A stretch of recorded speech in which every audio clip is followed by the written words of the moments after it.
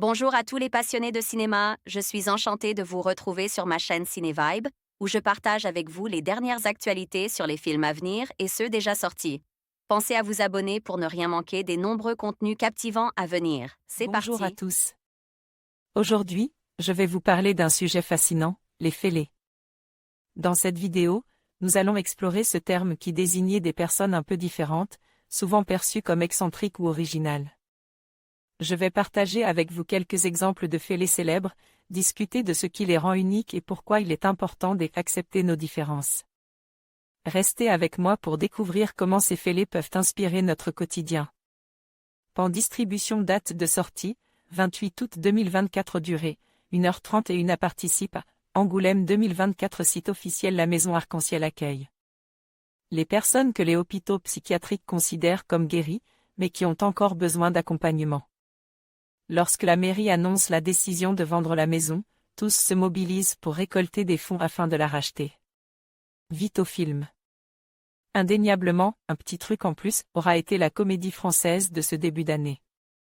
Difficile alors de ne pas voir dans la dernière réalisation de Christophe Duturon le pendant du succès inattendu d'Artus, version maladie mentale. Ceci alors que leurs sorties respectives figurant dans un intervalle aussi court, on ne puisse accuser le second de simplement vouloir surfer sur la vague du premier.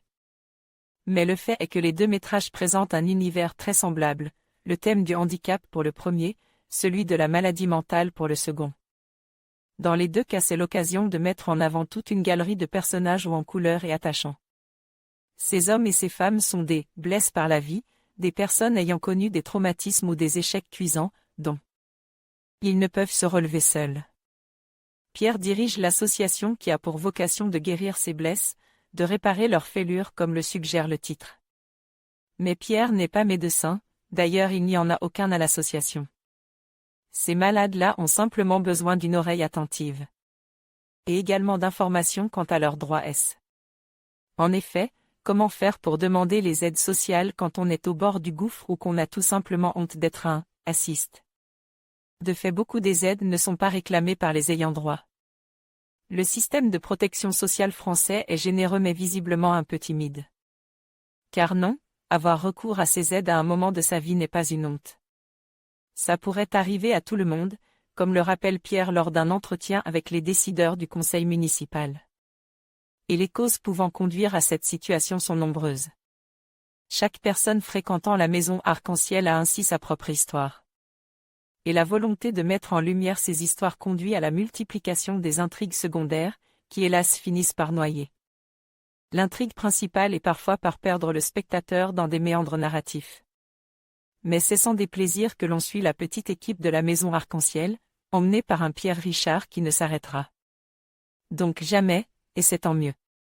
Après le diptyque « Les vieux fourneaux », l'acteur retrouve le metteur en scène Christophe Duturon pour un rôle moins guignolesque qu'à l'accoutumée, mais toujours aussi plaisant à voir.